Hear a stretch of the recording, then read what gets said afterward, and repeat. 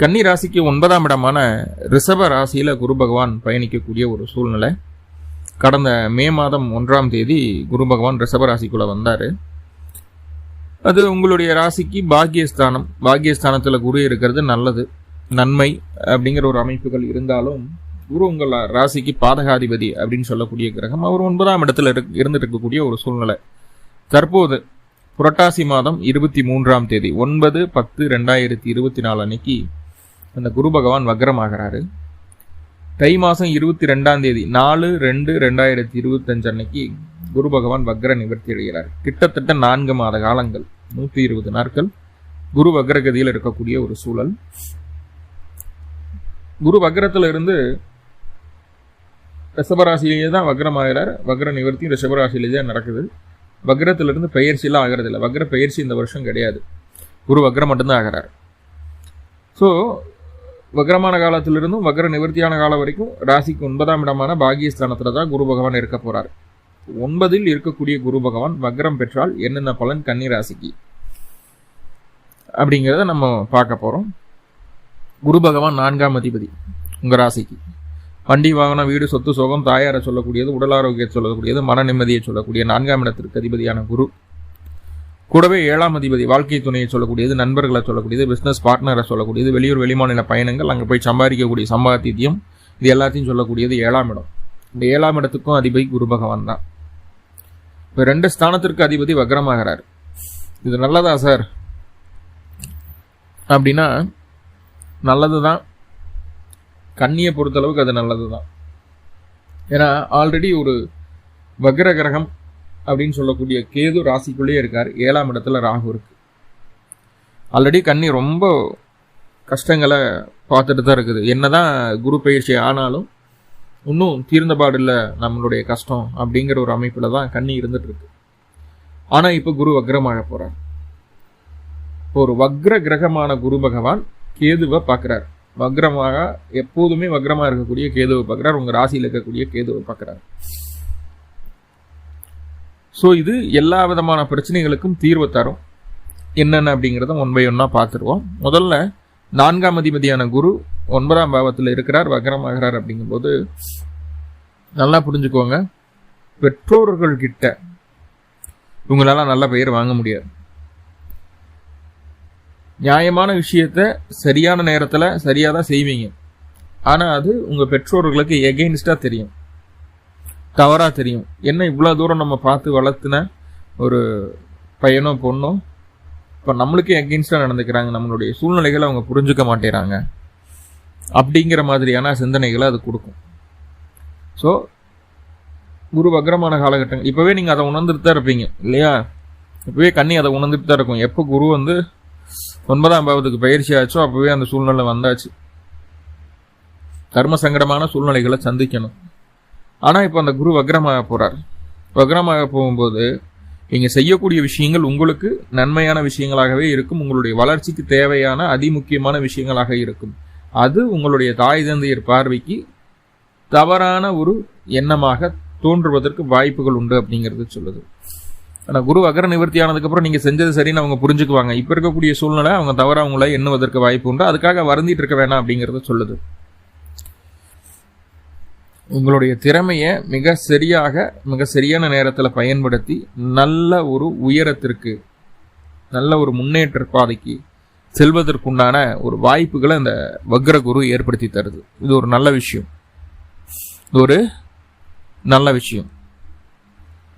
அடுத்ததான் பார்த்துட்டீங்கன்னா, மேலதிகாரிகள் நம்மளுக்கு அப்படியே கொஞ்சம் சாதகம் இல்லாத ஒரு சூழ்நிலையில் இருக்கிறாங்களோ அப்படிங்கிற ஒரு எண்ணம் வரும். நம்மளுக்கு சாதகம் இல்லாம சிந்திக்கிறாங்களோ அப்படிங்கிற ஒரு எண்ணம் வரும். அப்படிலாம் கிடையாதுங்க. அவங்க வேலையை பார்த்துட்டே இருக்காங்க. அவங்களுக்கு கொடுக்கப்பட்ட டாஸ்க்கு நம்ம கிட்ட திணிக்கிறாங்க. நம்மளுக்கு அது ஒர்க்லோடா இருக்கு, அவ்வளவுதான். கொஞ்சம் நம்மளுக்கு சாதகமாக தான் இருக்காங்க அப்படிங்கிறது புரிஞ்சுக்கோங்க. அவங்களுடைய சூழ்நிலை அந்த மாதிரி இருக்கு அப்படிங்கிற ஒரு அமைப்பு. வெளியூர், வெளிமாநிலம், வெளிநாடு பயணம் சார்ந்த விஷயங்கள் உங்களுக்கு சாதகமாக அமையும். மொத்தத்தில் சொந்த இடத்துல, சொந்த வீட்டில் இருக்கிறத காட்டிலும் வெளியூர், வெளிமாநில, வெளிநாட்டில் இருக்கக்கூடிய நபர்களுக்கு இந்த குரு வக்ரம் அப்படிங்கிறது எல்லா விதமான பாதிப்புகளையும் சரி செய்யக்கூடிய ஒரு அமைப்பாக மாறும். எல்லா விதமான பாதிப்புகளையும் சரி செய்யக்கூடிய விதமாக மாறும் அப்படிங்கிறத சொல்லுது. ரெண்டாவதா, கணவன் மனைவி இடையே சின்ன சின்னதான கருத்து வேறுபாடுகள் வந்து நீங்குவதற்குண்டான வாய்ப்புகள் உண்டு. ஆல்ரெடி நிறையா போயிட்டு இருக்கு சார், இனிமேலுமா வர்றதுக்கு அப்படின்னு கேட்குறாங்க கன்னிராசிக்காரங்க நிறைய. அப்போது அந்த பிரச்சனைகள் எல்லாம் வருது அப்படின்னா அந்த பிரச்சனைகளுக்கு அப்புறம் ஒரு பாண்டிங் வேணும் இல்லையா, ஒரு ஒட்டுதல் வேணும் இல்லையா. எப்பவுமே சண்டை வந்து சேரும்போது இன்னும் பாண்டிங் அதிகமாகும்னு சொல்லுவாங்க இல்லையா. ஸோ அப்படி உங்களுக்கு அந்த பிரச்சனைகளுக்கு அப்புறம் சேரக்கூடிய அமைப்பு அப்படிங்கிறது தீர்க்கமாக இருக்குது அப்படிங்கிறத குரு பகவான் எடுத்து சொல்கிறாரு. இருந்தாலும் இந்த காலகட்டம் உங்களுடைய வாழ்க்கை துணையினுடைய கருத்தை தான் நீங்கள் கேட்டுட்டு போகணுமே தவிர உங்களுடைய கருத்தை அவங்க கேட்கறதுக்கு தயாராக இருக்க மாட்டாங்க அப்படிங்கிறத சொல்லுது குரு. அவங்க சொல்லக்கூடிய விஷயங்கள் எல்லாம் சரி அப்படிங்கிறத நம்ம ஏற்றுக்கிடணும் அப்படிங்கிற விருப்பம் அவங்ககிட்ட இருக்கும். ஆனால் நல்லா லவ் அண்ட் கேர் அஃபெக்ஷனோட பார்த்துக்கிடுவாங்க, அதில் எந்த மாற்றமும் இல்லை. வெளிநாட்டில் வெளிமாநிலத்தில் இருக்கக்கூடிய வாழ்ந்துட்டு இருக்கக்கூடிய நபர்களுக்கு அங்கே நல்ல வருமான வாய்ப்புகள் நல்லபடியாகவே ஏற்படக்கூடிய ஒரு சூழலை ஏற்படுத்துது. அதில் எந்த மாற்றமும் இல்லை, நல்லபடியாகவே இருக்குது. வருமானத்தில் தடை ஏற்படாது. உங்களுடைய வளர்ச்சிக்கான பல முக்கியமான மாற்றங்களை செய்வீர்கள். வீடு, நிலம், வண்டி, வாகனம், சொத்து சம்பந்தமான விஷயங்கள்ல இதுவரைக்கும் இருந்து வந்த பிரச்சனைகளுக்கு தீர்வுகள் கிடைக்க ஆரம்பிக்கும். ஜோசியர் சொல்லிட்டாரு, யூடியூப்ல சொல்லிட்டாரு, உடனே வீடு, வண்டி, வாகன பிரச்சனை எல்லாமே தீர்ந்துடும் அப்படின்னு சொல்லிட்டு இருக்கக்கூடாது. ஒவ்வொன்றா மெதுவாக அது சால்வ் ஆக ஆரம்பிக்கும். குரு வக்ர காலத்தில் பிரச்சனைகள் இருந்தால் சால்வ் ஆகும்.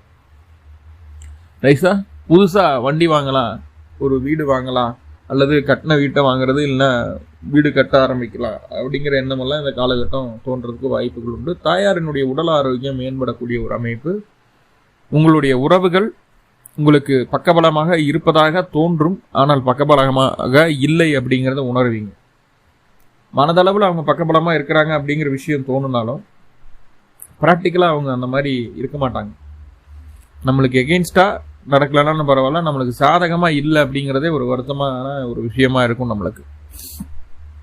இப்போ குரு 9ஆம் இடத்துல இருக்கிறதுனால இந்த மாதிரியான சில முக்கிய மாற்றங்கள் எல்லாமே உங்களுடைய வாழ்க்கையில் நடக்க இருக்கு.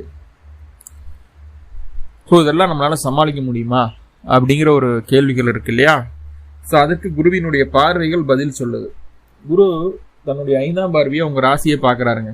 இப்போ குருவின் பார்வை உங்கள் ராசிக்கு கிடைக்கக்கூடிய ஒரு அமைப்பு. இது நல்ல ஒரு விஷயமான்னு கேட்டால் கண்டிப்பாக நல்ல விஷயம்தான். இப்போ குரு பார்வை ராசிக்கு இருக்கிறது அப்படிங்கிறது ஆல்ரெடி வக்ரம் பெற்ற வக்ரகதியிலேயே எப்போதும் சுற்றிட்டு இருக்கக்கூடிய கேதுவை வக்ரம் பெற்ற குரு பார்க்குறாரு. முன்னாடி நேர்கதியாக பார்த்துட்டு இருந்தாரு, அப்போ பெருசாக மாற்றங்களை சந்திச்சிருக்க மாட்டீங்க. இப்போதான் கன்னி ராசி குரு பாக்கியத்தில் இருக்கிறதைவே உணர்வீங்க. ஏன்னா கேதுவோட பாதிப்பு நீங்கும் போது தான் நம்மளுக்கு ஒரு பிளசண்டான ஒரு சூழலே அமையும்.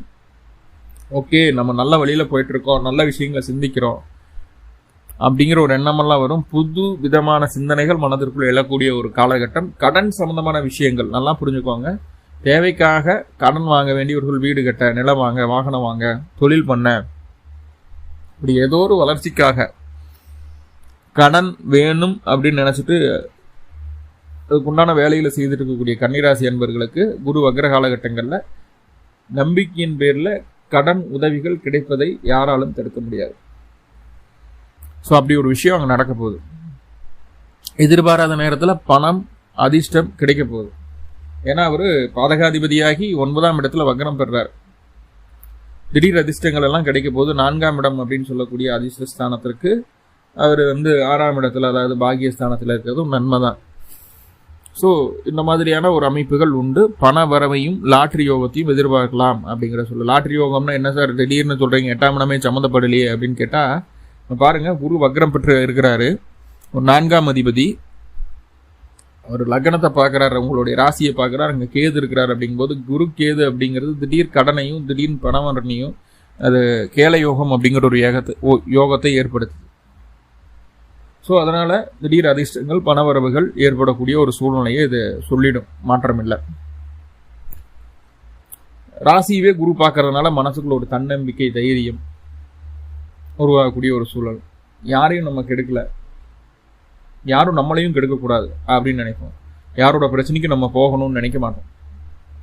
நம்ம உண்டு நம்ம வேலை உண்டுன்னு இருக்கக்கூடிய ஒரு சூழ்நிலையை ஏற்படுத்துவது. அதே போல் இருக்கக்கூடிய உறவுகள், கணவனோ மனைவியோ குழந்தையோ அண்ணனோ தம்பியோ தங்கையோ அம்மாவோ அப்பாவோ யாராக இருந்தாலும் சரி, அவங்க கூட ஒரு லிமிட்டாக பழகணும். நம்மளுக்குன்னு உண்டான செல்ஃப் ரெஸ்பெக்டை எங்கேயும் விட்டு கொடுக்கக்கூடாது. சுயமரியாதை ரொம்ப ரொம்ப முக்கியம். அப்படிங்கிற விஷயத்த ஆணித்தனமாக மனசுக்குள்ளே பதிய வச்சுருவீங்க இந்த காலகட்டம். சார் நல்லா சொல்கிறேன் பாருங்க, இந்த குரு வக்ர காலகட்டங்களில் சொந்த காலில் நிற்கணுங்கிற எண்ணம் மனசுக்குள்ளே வந்துடும். அதற்குண்டான அத்துணை வேலைகளையும் செய்யும் கன்னி. இப்போ இருக்கக்கூடிய சூழ்நிலை கன்னிக்கு போதாத காலம் இல்லை, வளர்ச்சிக்கான விதை ஊன்றக்கூடிய காலம் கன்னிக்கு. ஸோ ரொம்ப ரொம்ப நல்ல விஷயங்களுக்கு உண்டான ஆரம்பம் அப்படிங்கிறத மைண்டில் நினச்சிக்கோங்க, கவலை வேண்டாம். குருவினுடைய வக்ர குருவினுடைய பார்வை 3ஆம் இடத்துக்கு இருக்குது. இப்போ 3ஆம் இடம் தைரிய வீரிய ஸ்தானம். இப்போ 3ஆம் இடத்திற்கு குருவினுடைய பார்வை இருக்கிறதுனால எந்த ஒரு காரியத்தையும் துணிஞ்சு செய்யணும் அப்படிங்கிற எண்ணம் வரும். நார்மலாக பார்க்கும்போது கொஞ்சம் யோசிப்போம். ஆனால் இப்போ குரு வக்ரம் பெற்று பார்க்குறாரு, தைரியம் ஜாஸ்தியாக இருக்கும். ரொம்ப ரொம்ப ஸ்ட்ராங்கராக சில விஷயங்களை சில முடிவுகளை எடுத்துரும். அந்த முடிவு உங்களுக்கு சாதகமாகவும் மாறிடும். அதுதான் இங்கே ஒரு அமைப்பாக பார்க்கப்படுது. ஆனால் இந்த வக்ர குரு 3ஆம் இடத்தை பார்க்கறது அப்படிங்கிறது உங்கள் ராசிக்கு அவர் 7 கூடியவர் இல்லையா? ஸோ அப்படி இருக்கும்போது கணவன் மனைவியிடையே தேவையற்ற சந்தேகம் அப்படிங்கிறது வர்றதுக்கு வாய்ப்புகள் இருக்குது 3வது மனிதர்களின் மூலமாக. ஸோ அந்த இடத்துல மட்டும் கொஞ்சம் கவனமாக இருங்க. என்ன விஷயமா இருந்தாலும் கணவன் மனைவி 2 பேரும் டிஸ்கஸ் பண்ணிக்கோங்க. அப்படி இல்லைன்னா குடும்பத்தில் பிரச்சனைகள் வருவதை யாராலும் தடுக்க முடியாது. அதே போல் யார் கணவன்கிட்டையும் மனைவிக்கிட்டையும் நம்மளுடைய முக்கியமான சம்பவங்களை மறைக்காமல் சொல்லிடுறது நல்லது. நாளைக்கு சொல்லிக்கலாம் நாளைக்கு சொல்லிக்கலாம்னு தள்ளி போடுறது கூட ஒரு பிரச்சனையாக மாறும். அந்த 3ஆம் பாவம் அப்படிங்கிற கம்யூனிகேஷனில் கவனம் வேணும். முக்கியமான உறவுகள்கிட்ட கம்யூனிகேஷனில் கவனம் வேணும். மற்றவங்ககிட்ட எப்படி வேணாலும் பேசிட்டு போங்க, அவங்க இருந்தாலும் இல்லைனாலும் நம்ம லைஃப் நம்ம ஓடிட்டே இருக்க போகுது. ஆனால் நம்மளுடைய கணவனோ மனைவியோ தாயோ தந்தையோ இல்லாமல் போயிட்டா, பிரிவினை ஏற்பட்டால் மனசு வலிக்கும், நிறைய பிரச்சனைகளை சந்திக்க வேண்டியது இருக்கும். கவனம். உறவுகள்கிட்ட சரியான கம்யூனிகேஷனை வளர்த்திக்கோங்க அப்படிங்கிறது சொல்லுது. ஓகே, டாக்குமெண்ட்டு, பத்திரம், பாகப்பிரிவினை, இடத்தகராறு, நிலத்தகராறு, இந்த மாதிரி அத்தனை விதமான விஷயங்கள்லையும் பிரச்சனைகள் இருந்ததுன்னா அது நீங்கும். இந்த காலகட்டம் காதில், விரல்களில், கழுத்தில் அணியக்கூடிய அணிகலன்கள் வாங்குவதற்குண்டான யோகம் ஏற்படுது. இந்த காலகட்டத்தில் சில நபர்களுக்கு மோதிரம் வாங்கிறது ரொம்ப சகஜமாக நடக்கக்கூடிய விஷயமா மாறிடுது. பெண்களாக இருந்தால் கம்மல் டோலாக்கெல்லாம் மாற்றுவாங்க. புதுசாக கல்யாணமான கொடி போடுறது. ஸோ அந்த மாதிரி அந்த ஆபரண சேர்க்கைகள் உண்டாகக்கூடிய ஒரு காலகட்டமாக இந்த வக்ரகாலம் இருக்குது அப்படிங்கிறத சொல்லுது. ஆனால் சகோதர வழி உறவுகள்கிட்ட கொஞ்சம் கவனமாக இருங்க. அக்கம் பக்கத்தினர் கூட பேச்சுவார்த்தையை கட் பண்ணிக்கோங்க.